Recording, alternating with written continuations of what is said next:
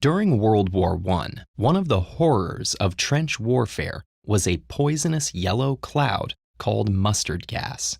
For those unlucky enough to be exposed, it made the air impossible to breathe, burned their eyes, and caused huge blisters on exposed skin.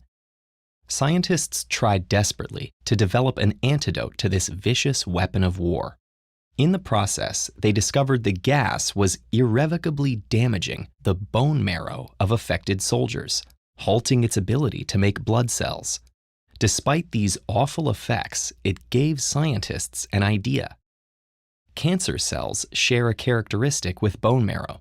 Both replicate rapidly. So could one of the atrocities of war become a champion in the fight against cancer? Researchers in the 1930s investigated this idea by injecting compounds derived from mustard gas into the veins of cancer patients.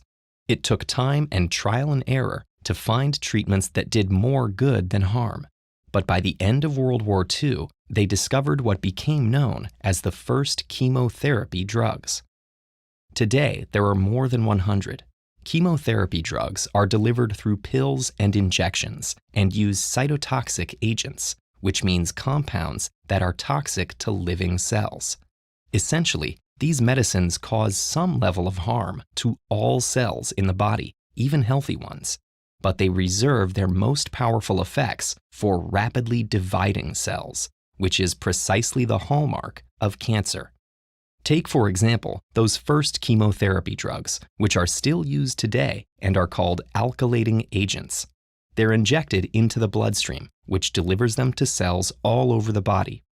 Once inside, when the cell exposes its DNA in order to copy it, they damage the building blocks of DNA's double helix structure, which can lead to cell death unless the damage is repaired.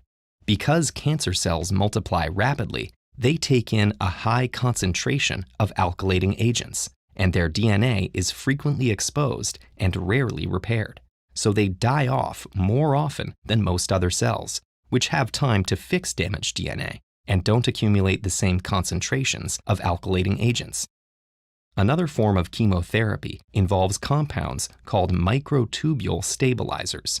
Cells have small tubes that assemble to help with cell division and DNA replication, then break back down. When microtubule stabilizers get inside a cell, they keep those tiny tubes from disassembling.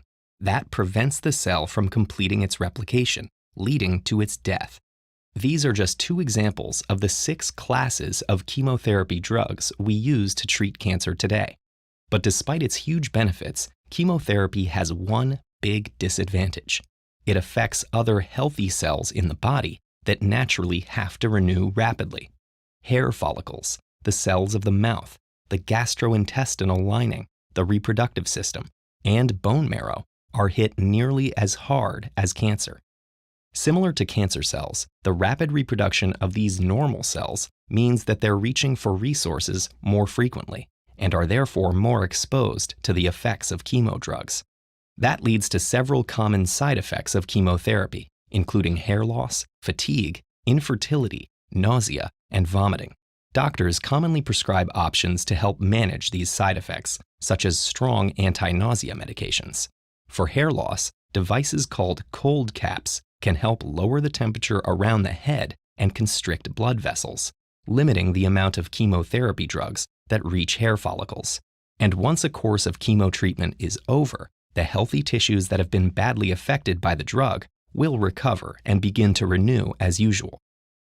In 2018 alone, over 17 million people worldwide received a cancer diagnosis.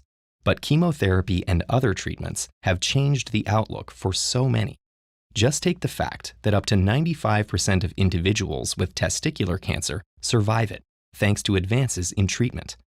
Even in people with acute myeloid leukemia and aggressive blood cancer, chemotherapy puts an estimated 60% of patients under 60 into remission following their first phase of treatment.